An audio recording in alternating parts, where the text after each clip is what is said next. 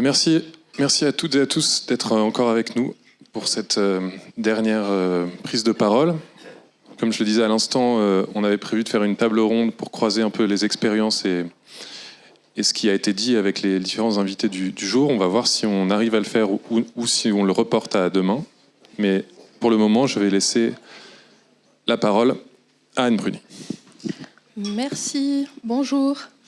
Merci Clément pour l'invitation déjà. Et puis merci aux autres d'avoir si bien parlé. Donc je suis un peu confuse de passer la dernière parce qu'il y a beaucoup de choses intéressantes qui ont été dites et qui font en fait écho à ma propre pratique ou pas. Mais du coup j'ai des pensées parasites où j'ai rebondi dans ma tête sur des choses auxquelles je pensais. Bien sûr j'ai rien noté.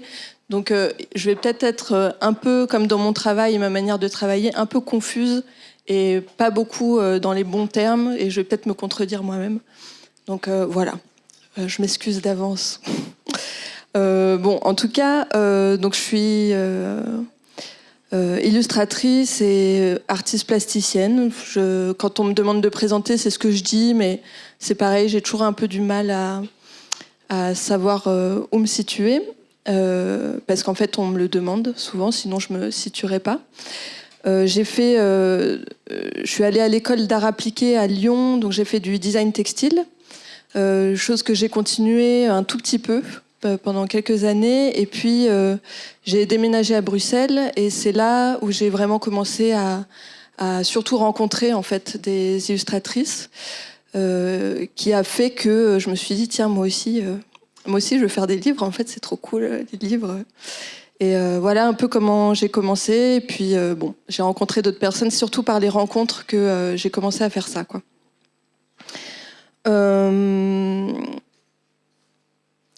Donc je vais peut-être commencer par montrer à quoi ressemble... là en fait c'est une vieille photo, mais à quoi peut ressembler mon atelier.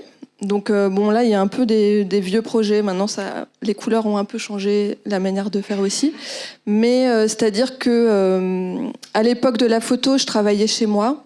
Là c'est assez récent que j'ai un atelier à moi. Donc avant je travaillais chez moi et j'avais une pièce qui était couverte de papier, donc je travaille beaucoup le papier découpé. Ce qui me permet en fait, parce que je me lasse très vite, donc ce qui me permet de passer d'une technique à l'autre et puis assez rapidement, et de après assembler toutes les pièces de puzzle ensemble. J'ai aussi un peu une aversion pour tout ce qui est figé, donc le collage permet aussi ça, de bouger les choses facilement et de pouvoir changer d'avis en fait. Avec les mêmes pièces de l'image, quoi. Je suis pas obligée de refaire une image pour changer des paramètres. Donc avant, j'étais chez moi, et ça, c'était en fait le sol de mon atelier. Je sais pas pourquoi, mais je pense qu'on est très fort conditionné par où on travaille. Donc, quand j'étais chez moi, j'avais un petit bureau, et ce bureau, en fait, était trop petit. Maintenant, je trouve ça évident. À l'époque, je me le disais pas. Mais ce qui faisait qu'à la fin, je finissais toujours par me retrouver au sol, à ramper comme un insecte, et parmi tous mes papiers. Et maintenant, alors j'ai un atelier partagé avec quelqu'un qui fait... pas du tout de l'illustration, ce qui est une bouffée d'air frais pour moi, et ni de l'image d'ailleurs. Mais il se trouve que j'ai un plus grand bureau, et en fait je me rends compte que j'ai pas besoin d'aller ramper sur le sol. En fait, juste avec un grand bureau, ça peut fonctionner. Bon, quand j'ai des plus grands formats, il se trouve que je le fais encore sur le sol, ça me dérange pas, mais voilà, c'est juste un constat de conditionnement d'espace, quoi. Et donc avec tous ces papiers quand même, donc en fait, pour chaque projet, je prépare des papiers avec différentes techniques, et je prépare toujours trop. Donc, quand Guillaume, tu parlais de cuisiner les restes et d'un compost, en fait, ça me parle à fond. J'ai même tout un projet qui s'appelait Cuisiner les restes, parce qu'en fait, avec tous ces restes, forcément, on replonge dedans, et puis en fait, on recrée avec, quoi. Vous le verrez après, il y a tout le thème de la fermentation aussi qui m'inspire beaucoup. Et aussi, je trouve que le papier découpé permet des accidents, en fait, des associations qu'on n'aurait pas fait consciemment. Et parfois, j'ai un peu de mal aussi avec l'intention trop définitive ou un peu trop figée sur quelque chose, quoi. Donc ça me permet ça. Et ça me permet en fait juste un système de sérendipité où je cherche sans vraiment savoir ce que je vais trouver, quoi. Donc ça me déresponsabilise aussi pas mal, ce qui est pas mal pour créer des images. De se dire non mais en fait c'est pas moi, c'est juste il y avait ces 2 papiers à côté, c'est chouette, c'est pas moi qui ai choisi, quoi. Donc voilà pour ce qui est un peu de ma technique et de ma pratique, comment je travaille. Bon, quand Clément tu m'as envoyé ce mail sur le processus, moi, c'est une question que je me suis beaucoup posée dans le sens où j'ai jamais trop analysé mon processus, mais comme tu disais, Delphine, on est quand même souvent dans la création, dans un système de, en tout cas pour ma part, de culpabilité. Donc se dire, non mais attends, mon processus, il va pas du tout là. Donc en fait, c'est quoi mon processus? Et bon, à la fin, il se trouve que j'ai jamais trouvé ce que c'était mon processus. Et donc quand tu m'as parlé de processus et de me dire, ok, en fait, c'est quoi? J'ai eu dans la tête l'image d'un jeu de loi. Je me suis dit, non mais en fait, mon processus, c'est des cases, puis je jette les dés, puis à un moment donné, il y a mon pion qui arrive sur une case, et voilà, c'est un peu hasardeux, quoi. Et puis en fait, faire un jeu de loi en une demi-heure, je me suis dit, non mais le temps qu'on jette les dés et qu'on bouge le pion, en fait, ça va prendre trop de temps, ça va pas être possible. Donc j'ai eu une autre image, c'était l'image d'un banquier. En fait, il y a mon compagnon qui est allé chez le banquier pour ouvrir un compte. Et quand il est revenu à la maison, il est revenu avec un schéma de coach de vie hyper compliqué, avec des flèches dans tous les sens. Et en fait, c'était genre comment réussir sa vie, mais sauf que c'était incompréhensible, quoi. Et donc, je me suis dit, ah ouais, mais c'est trop mon processus, ça. En fait, c'est... Enfin bref, c'est incompréhensible. Et puis finalement, quand même, en regardant un petit peu mes projets, bon, ce que je fais quand même rarement, c'est quand même bizarre d'être là, ma vie, mon œuvre, mais j'ai vu qu'il y avait quand même des choses qui se dégageaient. Donc ce que je vous propose de faire, c'est de voir en fonction des projets quels ont été les processus. Parce que, alors, merci pour la référence de Bruno Munari, parce que je suis hyper humble, mais c'est un peu ça où, en fait, vu que j'ai quand même plusieurs pratiques, où je fais vraiment pas que des livres, voire c'est assez rare que je fasse des livres, pour chaque pratique, il y a un processus différent, et en plus, les projets auxquels on m'appelle sont parfois des surprises, où moi je suis pas habituée, c'est pas mon initiative, et donc je suis obligée d'inventer un processus pour un truc que j'ai jamais fait, quoi. Ça m'arrive vraiment souvent, en fait. Donc, je vais commencer par peut-être aussi pourquoi je suis là, c'est-à-dire l'illustration et les livres, parce que c'est quand même avec les livres que j'ai commencé en fait à travailler de manière professionnelle. Ça a, après fait découler plein d'autres choses, quoi. Donc, je vais commencer par les livres jeunesse, parce que j'ai commencé comme ça, vraiment. Je regarde juste mes notes, parce que en fait, j'ai noté des trucs, mais je suis pas sûre de vraiment les suivre. Bref, je vais improviser, quoi. Donc, je vais commencer par un livre en particulier, mais qui est peut-être pour le contextualiser. Donc, il fait partie d'une peut-être, est-ce qu'on arrive à mettre les 3 d'une trilogie. Alors, ça fait un peu Star Wars, quoi, mais de livres qu'on a fait avec la maison d'édition L'Artichaut. Donc c'est eux, et dessiné par Anouk Ricard. Je voulais chercher une photo d'eux, parce que j'aime bien montrer les visages, mais en fait ça les correspond encore plus. Donc c'est un projet assez particulier, Bonjour, parce qu'on l'a commencé avec Chameau et Yacine. Eux, à l'époque, c'était il y a 10 ans. Donc j'ai commencé assez tard aussi, d'où mes études de textile. J'étais assez lente à la détente de savoir ce que je voulais faire. Mais donc Chameau et Yacine avaient une structure, l'Artichaut déjà, où ils organisaient des événements, sortaient des magazines. Et moi, juste avant Bonjour, donc je rencontre toutes ces illustratrices, je me dis moi aussi je veux faire un livre. Et je travaillais déjà avec un musicien, donc MacLeod Zikmuse. je faisais ses pochettes et ses clips, et il avait déjà une pratique d'écriture en fait pour sa musique, de poésie. Et donc je me dis mais il va m'écrire un texte, je vais faire un livre, puis je vais l'envoyer et voilà, et on va voir. Et donc je cherche un éditeur, ce qui n'est pas une mince affaire. J'en parle autour de moi, et puis j'ai une amie, Gwenola Carrère, qui me dit je connais quelqu'un, Chameau, elle n'a pas encore une maison d'édition, mais elle a travaillé justement avec les Fourmis Rouges, et peut-être elle a juste un avis en fait à te donner sur ton projet. Et donc j'envoie le projet à l'Artichaut, et eux étaient déjà un peu dans le projet de peut-être faire, dans le rêve, je pense, de faire une maison d'édition. Et c'est ce projet en fait qui a déclenché la concrétisation de la maison d'édition et de moi sortir un livre.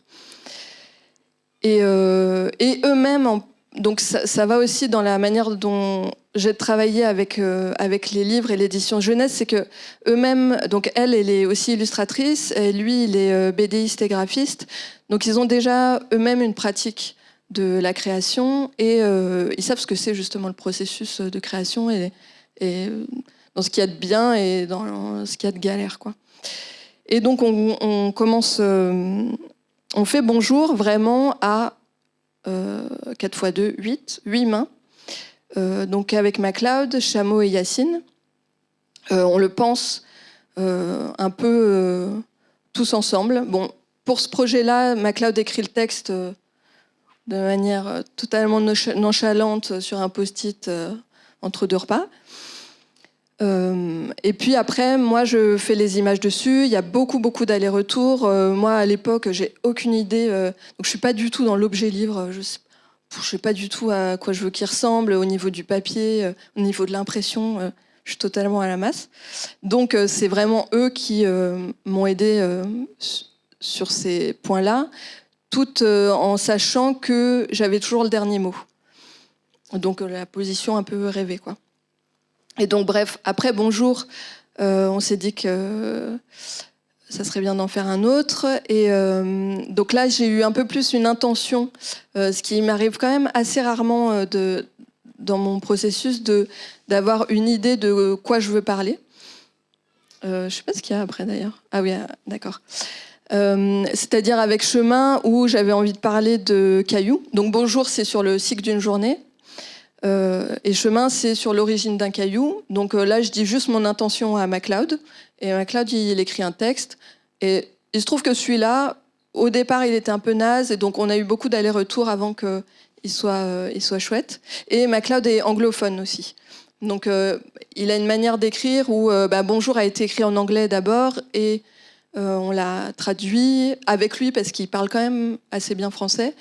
Mais donc, il y a beaucoup d'allers-retours. Et pour le dernier, qui s'appelle Festin, ça a été encore un autre processus où là, pareil, j'avais quand même une intention encore plus claire que les deux d'avant, où je voulais parler de fermentation. Et hop, je peux mettre la couve. Et là, il y a même eu des débats. Par exemple, je voulais parler de fermentation absolument, et MacLeod me disait non mais attends, on va le faire, ça va être génial, on va le faire sur le Calvados, non pas sur le Calvados, sur le cidre. Et on était tous là, non mais l'alcool, un album jeunesse, ça va pas être possible. Bon, donc il y a beaucoup d'échanges et de débats.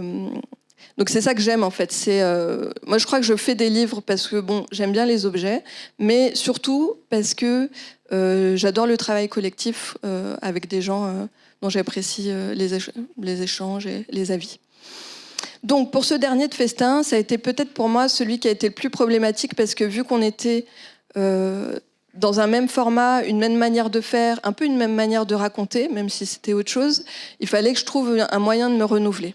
Donc ça, en tout cas, mis en lumière un processus que j'ai pour ces 3 livres, c'est le processus de la poubelle. Donc il y a une possibilité, c'est que j'ai une idée d'image, donc j'ai le texte et puis après je fais l'image. Pour moi, c'est déjà un truc qui est compliqué. Je préfère faire l'inverse. Donc j'ai une idée d'image et puis il se trouve qu'en fait cette idée, ça va. Et puis je la fais et en fait, miracle, l'image est bonne dès le départ. Enfin, elle est bonne pour nous. Après, voilà, je fais pas un jugement de valeur, quoi. Mais alors, il y a ce qui se passe beaucoup plus souvent, c'est que j'ai une idée et qu'en fait ça va pas, et que j'en ai une autre et qu'en fait c'est poubelle et idée poubelle, et ça dure parfois pendant longtemps, et au bout d'un moment c'est la fin, quoi. C'est la fin parfois juste à cause de délai, et j'assume moyen, quoi. Et donc là c'est peut-être comment ça commence. Alors je disais avant à tout le monde, j'ai pas de carnet de croquis. Moi c'est un peu pareil, mes carnets c'est il y a des chiffres, il y a beaucoup de textes, mais il y a peu, je dessine, j'ai pas une pratique régulière de dessin, j'ai pas de rituel, je suis pas du tout disciplinée. Mais pour ce livre, j'ai par contre, comme Delphine, un besoin de voir tout ensemble. Bon, déjà, j'adore la série, peut-être ça se voit avec ces livres, mais d'avoir une vision d'ensemble d'un objet qui se tourne, quoi, et dont on peut pas voir toutes les images. Donc, je fais des croquis hyper approximatif, avec pareil un texte qui est parfois pas toujours le texte final, mais juste juste pour avoir une idée d'où je vais, quoi. Mais en général, là par exemple, je crois qu'il n'y a aucune image. Ah si, peut-être la première, celle-ci là, elle se régale au fabuleux festin. C'est à peu près ça. Peut-être on peut comparer. Je n'ai pas pensé à ça, mais vous allez voir que c'est quand même... c'est plutôt vers la fin. C'est quand même vraiment éloigné. C'est que dans ma tête que ça fait du sens, quoi. Voilà. Le croquis et puis la page finale. Donc après, au fur et à mesure, vu que sur ce livre, quand même, j'ai un peu transpiré, je fais de plus en plus de croquis, de tout petits croquis un peu rapides, pour comprendre un peu le rythme du livre et ce que je pourrais faire.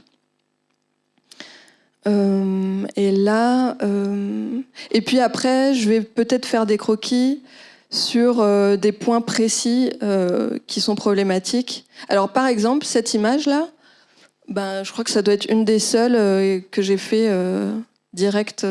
Bon, alors le croquis est minuscule, mais dans ma tête, je savais ce que j'allais faire.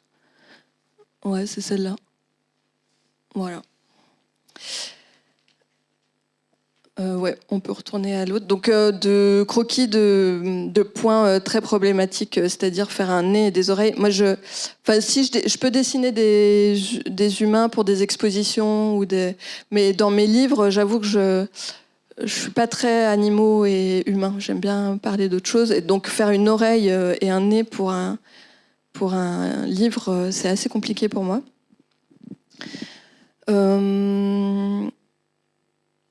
Voilà, ah oui, je l'avais mis dans mon truc, ok. Bon, ça, c'est une image miracle, je l'ai fait une fois et c'est bon, quoi.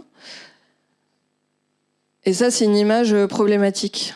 Alors, je vous ai pas montré... Enfin, là, déjà, il y en a que j'assume moyen, mais j'en ai vu dans d'autres parce que j'ai des listes comme ça d'images, genre né 23, né 24, d'images qui fonctionnent pas. Mais en même temps, il faut que je les fasse, parce que sinon, je suis obligée de passer par là. Et en plus, je les envoie à mon éditeur. Donc c'est à ce point-là, c'est que j'envoie même les trucs tout pourris, parce que c'est sur cette base qu'on arrive à rebondir, quoi. Donc par exemple, là, il n'y a pas le texte, c'est dommage, mais c'est Tocon sur la croûte, on entend un son creux. C'était une histoire de son, quoi. Donc on a eu des débats sur comment représenter le son. Alors ils m'envoyaient des petits croquis. Non mais quand on toque sur une croûte de pain, ça fait plutôt poc poc. C'était assez compliqué en fait. Mais en même temps c'est intéressant parce qu'on peut pas imaginer avoir ce genre de discussion autrement que quand on fait une image et qu'on se dit comment on va représenter poc poc. Bon, je suis pas sûre que ça fait très poc poc à la fin, parce que finalement l'image finale c'est celle avec le fond jaune, quoi, la plus grande. Voilà. Ah oui, alors je veux dire, avant de passer à l'autre processus, qu'il y a juste donc il y a eu un autre livre jeunesse, un livre pop-up, Plat du jour, que j'ai fait un peu dans d'autres circonstances, où c'était pas mon intention de faire un livre pop-up. C'est Philippe Huget, donc, qui est illustrateur et ingénieur papier, qui m'a invité, très généreusement. Et donc Donc j'avais un peu carte blanche pour faire ce livre avec lui. Et donc on a eu d'abord un gros travail tous les deux de faire les images ensemble et de construire le livre, etc. Et c'est qu'après que j'ai demandé à MacLeod, parce que j'aime bien quand même travailler un peu avec toujours le même clan. Donc j'ai demandé à MacLeod d'écrire les textes d'après les images. Et ça, pour moi, des fois, je me dis, je sais pas pourquoi je m'impose. Je me sens pas vraiment illustratrice, parce que pour moi, un illustrateur, c'est quelqu'un qui illustre un texte ou qui illustre un concept. Et moi, en fait, j'ai l'impression que je fonctionne beaucoup mieux dans l'autre sens, quoi, de faire d'abord et puis après de voir ce qui se passe. Donc, c'était un livre très libre, en fait, où j'ai juste imaginé des plats un peu bizarres qui seraient... vu de haut, c'est un peu bizarre, quoi. Mais vous pourrez le voir peut-être après. Et donc, en fonction de tous les plats, MacLeod a regardé tous les plats et il a écrit le menu du restaurant.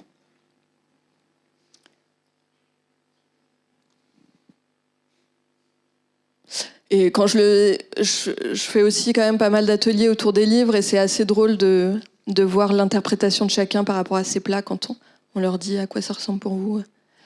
Voilà. Donc, n'hésitez pas aussi à intervenir, parce que là, si vous avez des questions avant que je passe à autre chose ou quoi, n'hésitez pas, quoi. Donc, un autre processus qui s'est passé pour un projet,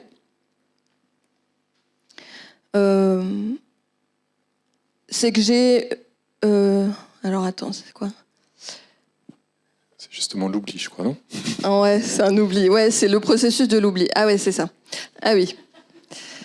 C'est vrai, en plus, j'ai appelé comme ça, c'est processus de l'oubli. Donc l'autre, c'était poubelle, lui, c'est oubli. Et donc celui-là, c'est... j'ai, entre plusieurs projets, un temps creux. Et alors, avec le temps creux, on se dit « Ah, génial » et tout. Et en même temps, il y a une espèce de vertige à se dire « Non, mais en fait, qu'est-ce que je fais de mon temps creux ?»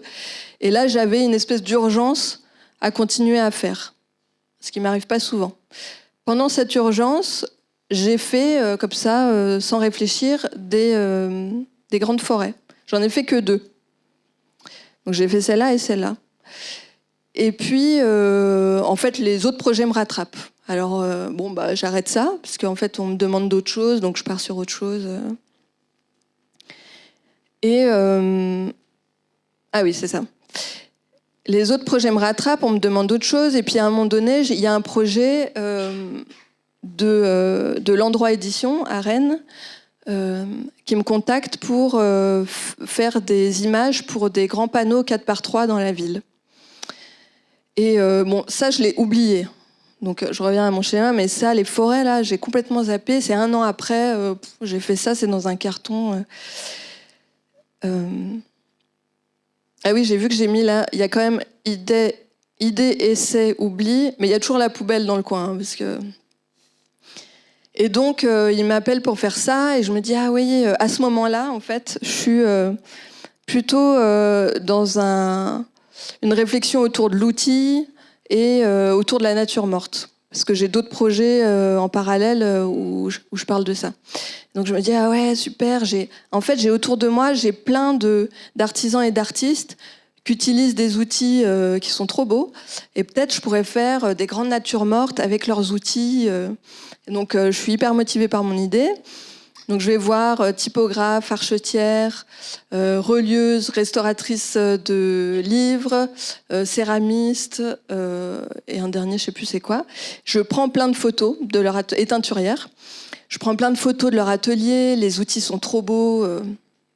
Je me dis, waouh, super. Et en même temps, je commence à me dire, les outils sont tellement beaux que je vois pas comment je peux faire plus beau que juste les prendre en photo, quoi. Et donc, bon, je le fais quand même, parce que j'ai pas d'autre idée en plus. Et donc, je fais les images jusqu'au bout. À l'époque, j'ai un ordinateur qui rame, un peu comme celui-là. Et en fait, vu que c'est des 4x3, ça me prend un temps de dingue de manipulation, de machin et tout. Donc je fais ces 6 images. Je les ai mis en petit, puisque je les assume pas, en fait. Mais je vous les montre quand même. Je suis sympa. Mais je fais ces images jusqu'au bout et tout, j'y crois, j'essaye, machin. Et en plus, j'ai des temps de fou entre chaque manipulation et tout. Mais je le fais jusqu'au bout. Et puis en fait, à la fin, arrive presque le délai du projet et je vois les images et je suis là, non mais en fait ça va pas du tout. Ça va pas du tout. En plus, ça va être en 4x3 énorme dans la ville. Ça va pas être un petit fanzine que je peux cacher vite fait, quoi.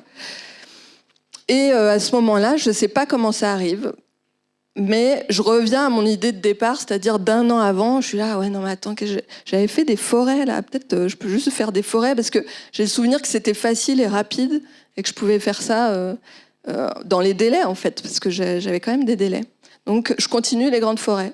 Je me dis, bon, ben... Et en fait, c'est beaucoup plus fluide pour moi.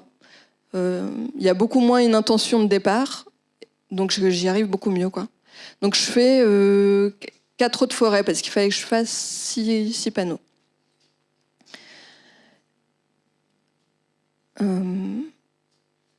Ouais, elles sont lourdes ces images. Et donc finalement, voilà, ça finit dans les panneaux. Et puis en fait, il se trouve que c'est sur quand même une grosse avenue à Rennes, qu'il y a beaucoup de voitures qui passent. Et donc je me dis, ah mais peut-être, en fait, c'est pas mal d'avoir amené... Enfin, c'est pas du tout un concept de départ de me dire, je vais ramener de la nature dans les panneaux, mais je me dis, tiens, peut-être ça fait du bien aux gens, en fait, de poursuivre le paysage dans le panneau. Et peut-être que, je sais pas à quel point aussi,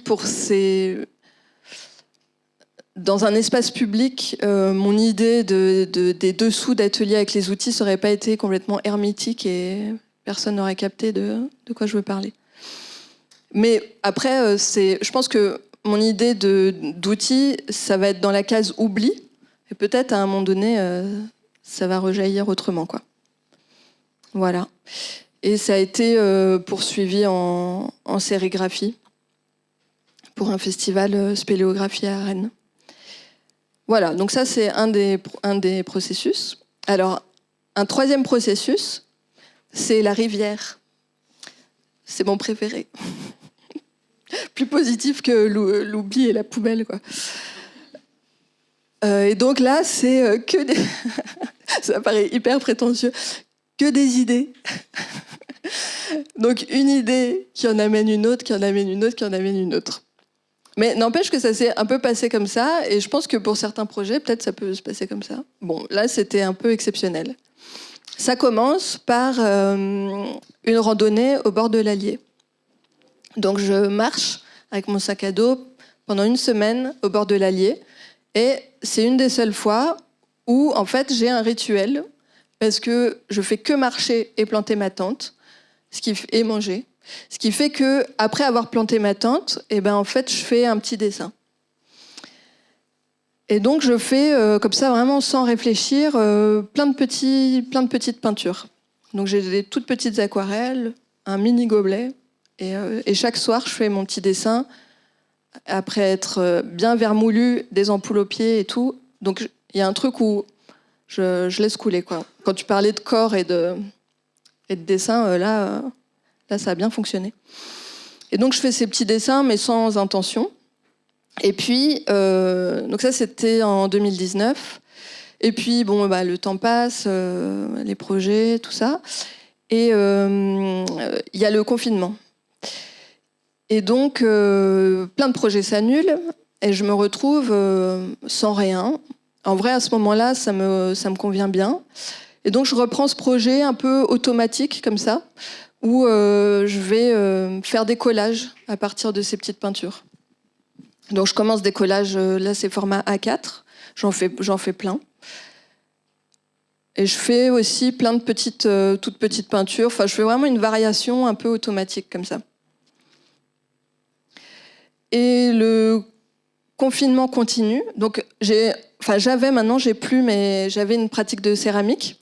Et donc mon atelier de céramique, qui était un atelier partagé, et donc il est fermé à ce moment-là. Et j'ai quand même une envie de continuer le volume. Et donc, vu que tout est fermé, je fais avec les moyens du bord. Donc, les moyens, une manière facile de faire de la sculpture. Et aussi, je pense, inconsciemment inspirée par une expo que j'avais vue de Franz West, qui fait du papier mâché, m'ont amené à commencer à faire du papier mâché, à faire des petites sculptures.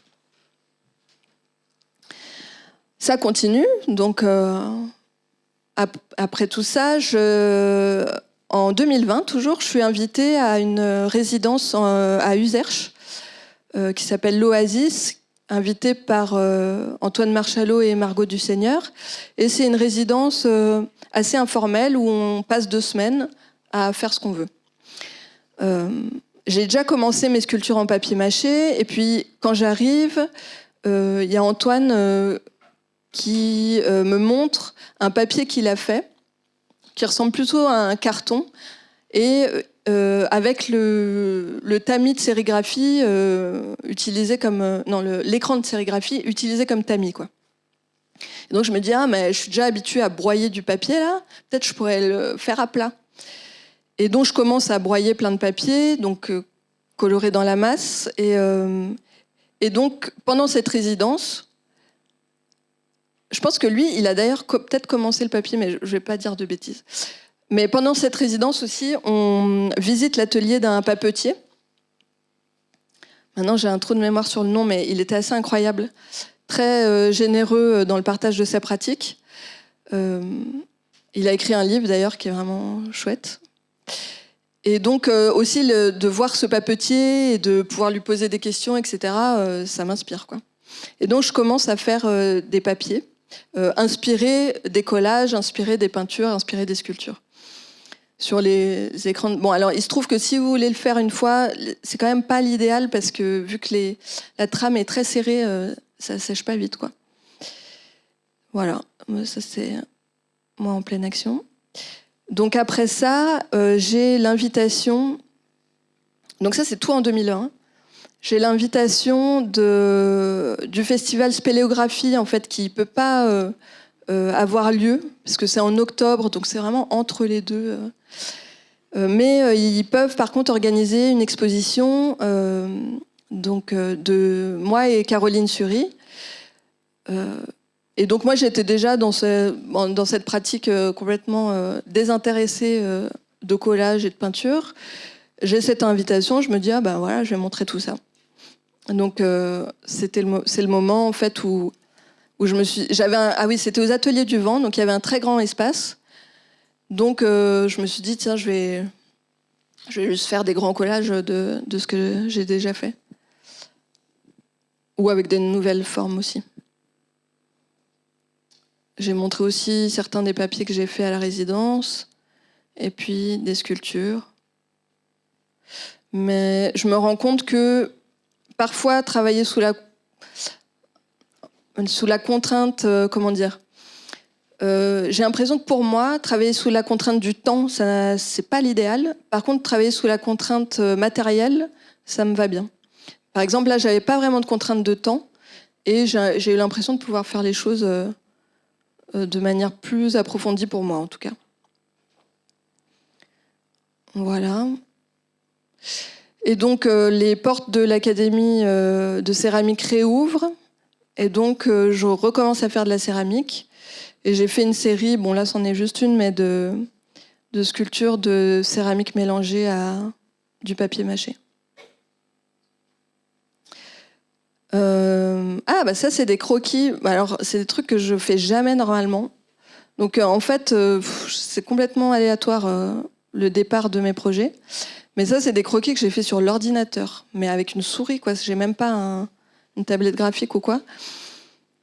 Parce que là, il y avait quand même une impulsion, c'est que je suis invitée à faire une exposition dans une galerie à Tournai, la galerie du Lapin Perdu. Et j'avais déjà un peu mélangé les céramiques et le papier mâché. Et quand on fait de la céramique, et qu'on n'est pas dans un réseau de galeries, c'est-à-dire que moi je vends pas beaucoup mes céramiques. En fait, on a beaucoup de matériel lourd et fragile dont on ne sait pas quoi faire. Donc le stockage aussi, c'est tout un délire, quoi. Donc je me suis dit, bon, je vais pas refaire des céramiques, parce qu'en fait, je sais pas quoi en faire. Je vais les intégrer dans des espèces de petites natures mortes avec du papier mâché. Et puis j'avais une envie de faire des natures mortes depuis un moment, donc j'ai fait des croquis, mais en fait les croquis sont arrivés après les sculptures. Donc j'ai d'abord fait des sculptures, et puis un peu comme un peintre impressionniste, j'ai réinterprété la sculpture en grand collage. Je montre pas des photos de l'exposition parce que les photos sont vraiment trop nulles. Et je suis pas très fière de l'installation non plus. Tous les collages sont des aplats de matière découpés. Oui. Enfin, des aplats. Enfin, des matières de peinture, quoi. Après, j'ai travaillé pas mal avec la contreforme pour ça. Mais oui. Donc ça, c'était le Vie immobile.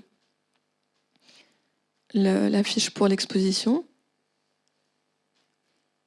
Ce qui m'amène, donc on continue la rivière, hein. Tout ça, ça fait partie de la même rivière qui n'est pas encore arrivée à la mer. J'espère qu'elle n'arrivera pas trop tôt. En fait, je suis invitée dans un lieu qui s'appelle Extrapool, à Nijmegen, aux Pays-Bas, par une maison d'édition qui s'appelle Knus Press, donc, qui est gérée par ces deux personnes-là, Joyce et Jan Dirk, et qui sont un peu les pionniers de la riso en Europe. Donc ça fait depuis les années 80 qu'ils impriment en riso.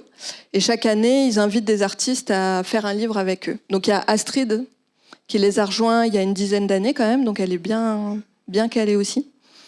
Et donc j'ai toute cette matière quand même, de tous ces collages et de toute cette peinture et toutes ces sculptures. Et quand même, j'aime le livre quand même, de base. Et donc je me dis, tiens, ce serait cool de les archiver, en fait, même si ça finit pas la rivière, d'archiver tout ça dans un objet. Donc en fait, l'idée de leur résidence, c'est que on vient 2 semaines avec un projet, donc fait en amont quand même. On voit avec eux par rapport aux propositions de reliure qu'ils ont et aux possibilités d'impression, comment réagencer le projet. Et puis après, c'est avec eux vraiment qu'il y a le travail de séparation de couleurs, de choix de couleurs et de réalisation et de reliure et tout. Donc, on fait ça ensemble. Peut-être on peut...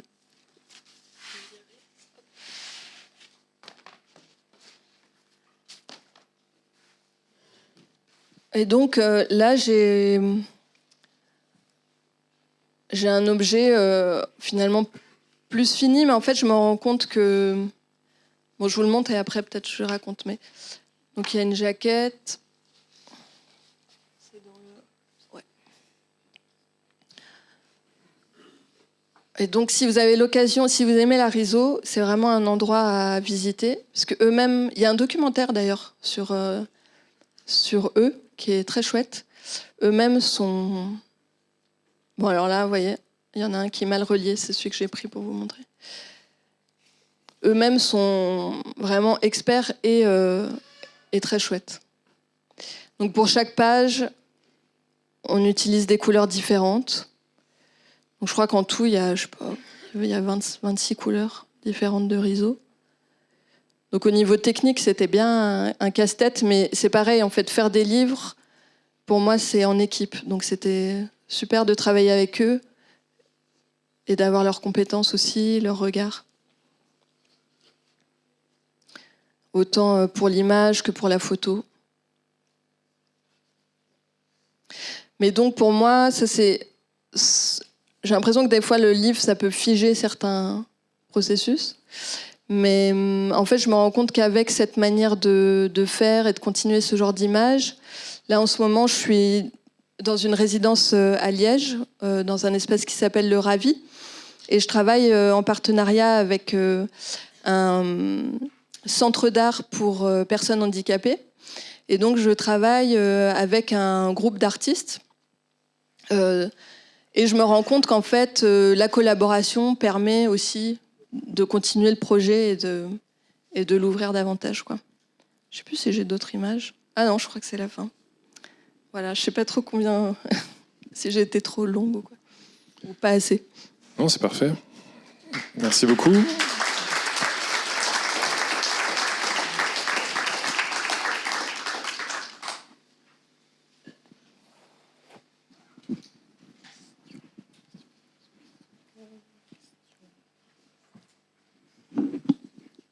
Est-ce qu'il y a des questions, des réactions, des intuitions par rapport à tout ça? Des émotions, exactement.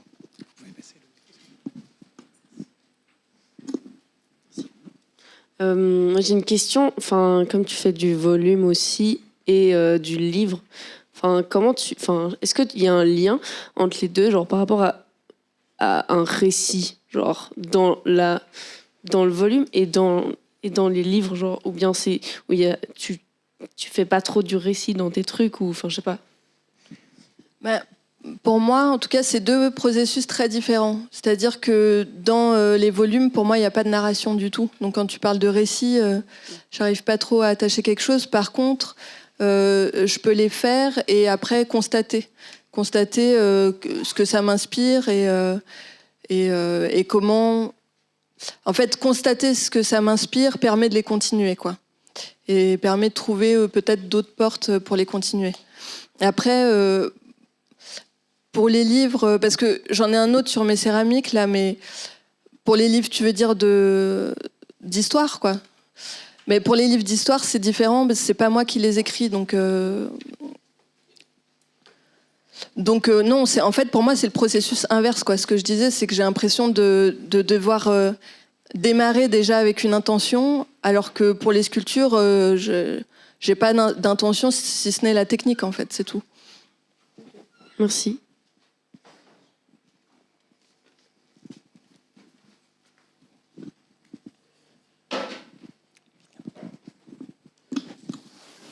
Par rapport à ton travail de céramique et d'autres objets plastiques comme les objets en papier, est-ce que tu es tenté parfois d'aller vers des objets fonctionnels ou tu veux rester justement uniquement dans une plasticité pure et une recherche de la forme pour la forme?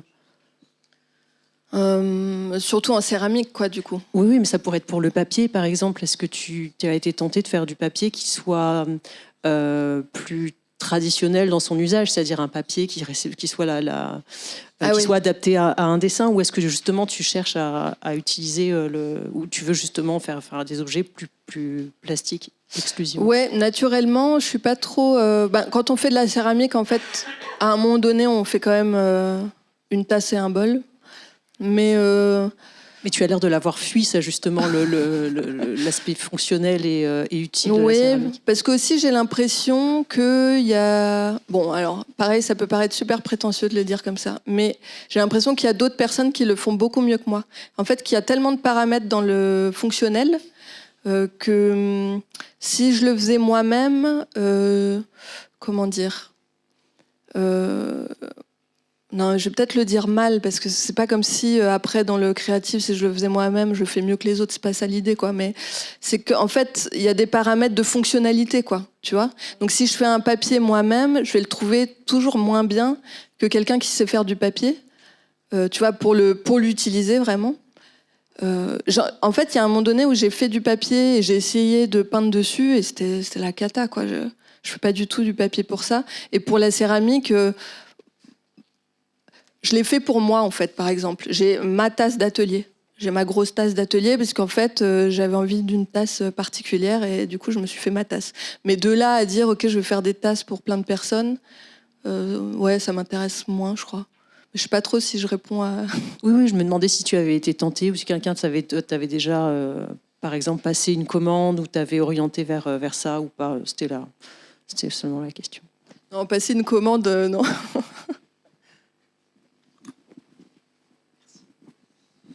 Moi, j'avais une question.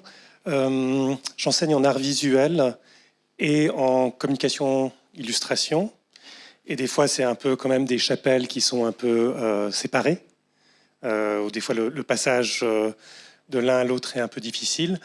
Et je me demandais, toi, comment est-ce que tu intégrais, tu citais Françoise, qui est qui est plutôt domaine de l'art contemporain, Bruno Munari, d'autres choses, etc. Comment est-ce que tu navigues en fait entre ces différentes influences et comment est-ce que tu les intègres à ton propre travail? Alors, j'ai compris qu'il n'y avait pas forcément de hiérarchie, mais peut-être aussi par rapport aux étudiants, comment est-ce que tu fais pour gérer un peu toutes ces nombreuses influences? Mais en fait, ça se fait de manière assez naturelle, donc c'est un peu dur de conscientiser, et ça se fait aussi par rapport... en fait, on génère des choses qui, à la fin, amènent à certaines personnes à nous inviter pour certains projets. Ce qui fait que parfois, en fait, il y a des choses que je fais, comme le pop-up, en fait, mais que j'aurais pas fait si on m'avait pas invité à le faire. Mais j'imagine que j'ai généré quelque chose qui a fait que la personne a eu l'idée de m'inviter à ça. Donc, il y a un truc un peu en cercle vertueux, quoi. De à la fois être surprise par certaines invitations, franchement, et à la fois, j'imagine que je dois générer quelque chose qui fait que ces invitations arrivent, quoi. Mais qu'est-ce que je génère? Franchement, c'est pas conscient. Et par rapport aux influences, ouais, c'est ce que tu disais. Pour moi, il n'y a pas de hiérarchie entre toutes les influences et comment elles naviguent. Mais ça, j'imagine que c'est chez tout le monde, en fait, que ça fonctionne comme ça, peut-être. Merci.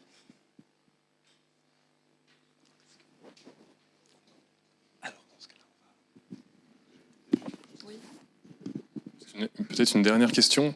Tout ce matériau, ces formes, etc., est-ce que c'est pour toi une sorte de vocabulaire réutilisable à l'envi, ou est-ce que c'est un vocabulaire qui est circonscrit par le livre que tu fais sur le moment? Est-ce qu'il y a une sorte de recycling possible? Oui, je pense que je recycle à fond, quoi. Mais par contre, il y a plein de trucs que je recycle, donc c'est pas forcément conscient. Où je me dis pas, tiens, je vais utiliser cette forme parce que je sais qu'elle marche à tous les coups. Mais il y a à la fois quelque chose qui se répète, mais je pense dans tous les travaux, en fait, non, de tout le monde. Mais à la fois, forcément, des parts d'amnésie, quoi, d'oubli. Il y a parfois, sans faire exprès, je tombe sur un truc que j'ai fait il y a quelques années, et j'ai l'impression que c'est pas moi qui l'ai fait, quoi. Il y a certaines formes que j'ai générées que j'ai complètement oubliées, même si je les aimais bien, en fait. Donc en tout cas, je me prive pas de répéter des choses que j'aime faire. Ça, c'est clair. Des formes que j'aime faire.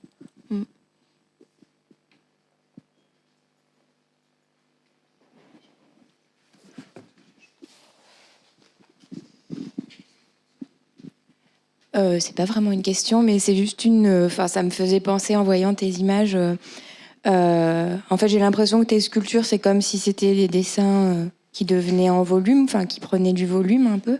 Et je me demandais si le retour au dessin, j'avais presque l'impression aussi que c'était presque des ombres portées de tes objets qui auraient été découpés. Enfin, je me demandais si tu travaillais avec une sorte de projection des formes que tu fais en céramique ou en papier découpé pour repartir sur du support comme ça, plat, et dessiner peut-être des formes que tu découpes, ou pas du tout, mais c'est ce qui me venait en regardant. Non, mais c'est une bonne idée.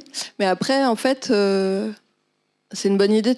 En fait, ça arrive dans ce sens-là. C'est-à-dire que là, par exemple, pour certaines sculptures, rapports sculpture-collage, en fait, il y a des sculptures qui sont le croquis, mais en tout cas qui sont le premier truc que je fais, et après, ça va être le collage que je fais. Donc c'est pas, je fais pas un collage et je vais me dire ah tiens, je vais le faire en sculpture. Parfois c'est l'inverse, mais parfois effectivement il peut y avoir sculpture croquis, puis le truc mute petit à petit, quoi.